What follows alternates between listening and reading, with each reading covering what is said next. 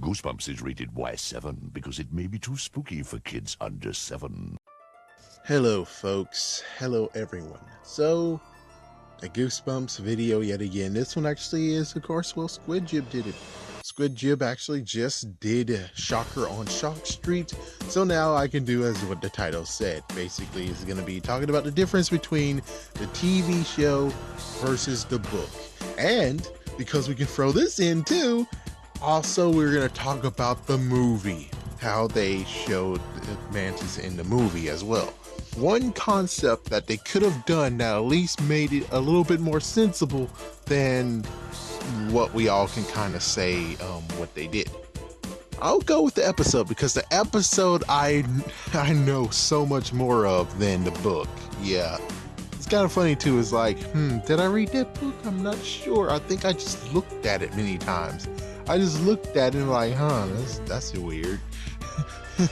And it's kind of funny that always when it comes to me looking at the Mantis, which is very funny, it's like, they don't have any Mantis at all in that episode, but in Monster Blood, well, more Monster Blood, they were able to get a freaking damn Mantis. Yeah, look at the last part of More Monster Blood, the last scene in Monster Blood, More Monster Blood episode.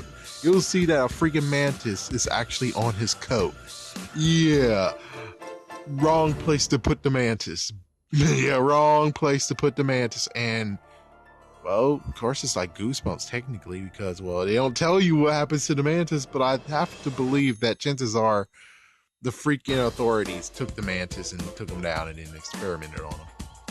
Anyways, what happened in Shocker on Shock Street episode is very open and shut. You have two kids and their dad, and well, it turns out that they're gonna test out this brand new ride that they're going to have very, very soon. And then they tried to ride, and of course, well, the dad said, don't get off of the ride, don't do it. And they don't, and well, actually they do, of course they do.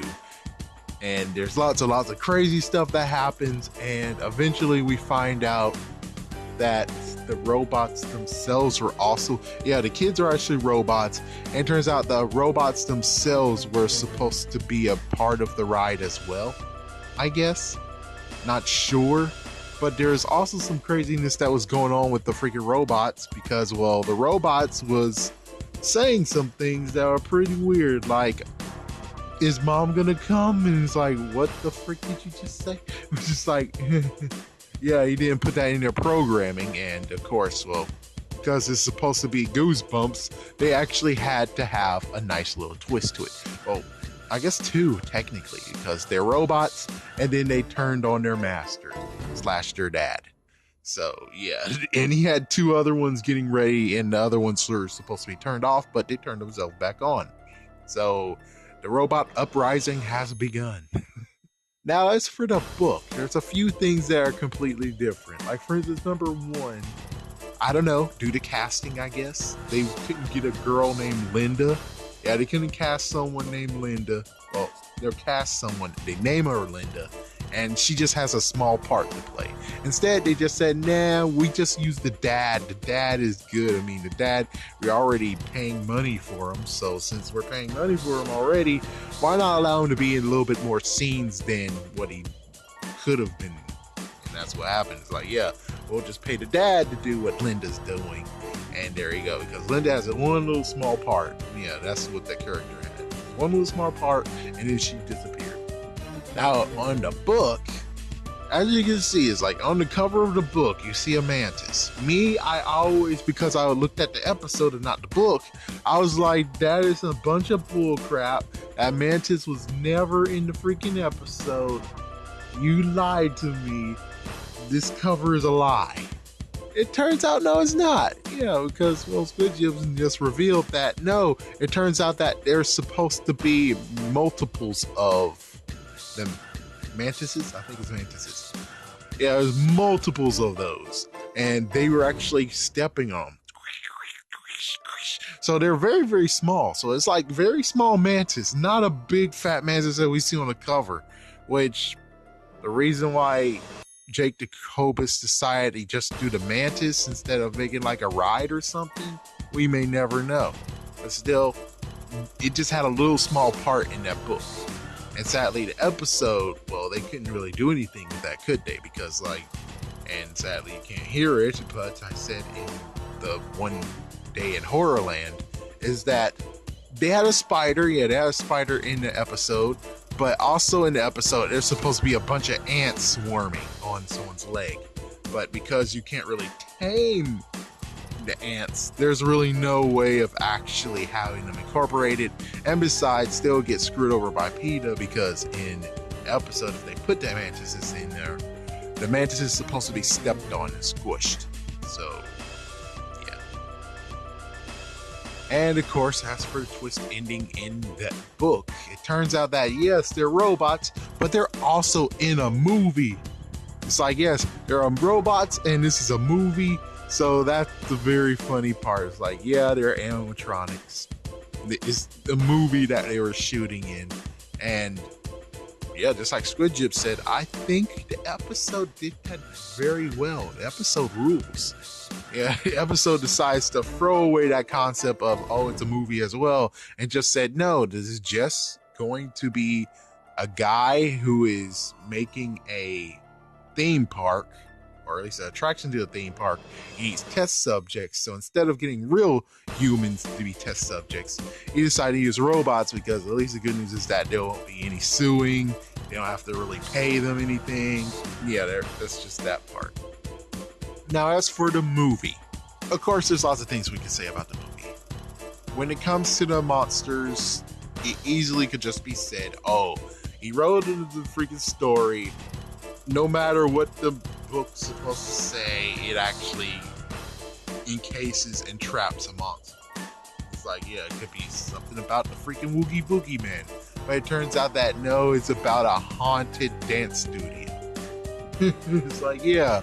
So right now we don't really have a good concept of how the books work. But anyways, yeah, out of Shocker on Shock Street, a freaking mantis comes out, and the mantis looks pretty real. I mean, it's not robotic.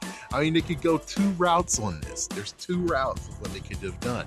Number one is make the mantis robotic. So that means that when it comes to, it's supposed to be theme park related, or it's supposed to be part of a movie and something. Well, yeah, you got the freaking mantis that's robotic, and it makes perfect sense.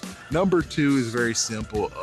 Instead of having one big mantis, you have a freaking large pack or large swarm of mantises, and they form into that big mantis. So that means that every time, like for instance, if someone shoots it, then that means that the little mantises are getting shot off, and then the little mantises are now running about, and you're like, oh my gosh, and then it goes back to the mantis and he regenerates himself. And that fixes everything. That fixed everything just fine, because in the book there's a little bit of mantis, like a little swarm of mantis. So if in the book they actually encase bunches of swarms, a big swarm of mantises, then that means that, guess what?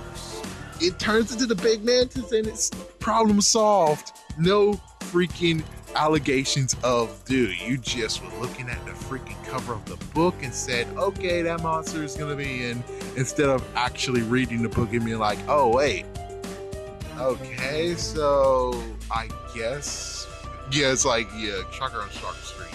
If you were going to adapt from the book and actually choose a monster in the book, there's lots of monsters in the book, but of course you're looking for one bad guy in that book. And sadly, technically, when it comes to that one, there is no bad guy. Yeah, think about it. Shocker on Shock Street is one of those books that's really not that sinister in a way. I mean, kind of like Legend of the Lost Legend. There's no one bad there. It's like, yeah, there's no one bad there. How I learned to fly, there's no bad person there either. Well, technically there is, but still, just trying to say, when it comes to picking a monster from a few of the Goosebumps books, it's hard, because sometimes there isn't a bad guy. There isn't really a bad guy in there. And Shocker on Shock Street is one of those ones that's like, yeah, if you pick the cover, it's just not gonna help you, because that will just help the allegations of you just looked at the freaking covers and took the monsters. And that's not good, man. That's not good at all. But anyways, yeah, that's exactly how you could have fixed yourself. It's just by the little bit of mantises, and the mantises swarm together and turn to that big one, and there you go. There you go, you know, kind of like Ivan Ooze. But anyways, that's all I have to tell you about this. So thank you for watching, and if you have any input, definitely comment down below. I'm fine with input. I don't screw anyone or scold anyone or just like Slappy freaking trying to screw me over. At least I'm not doing that to you. So thank you for watching, and have a scary day.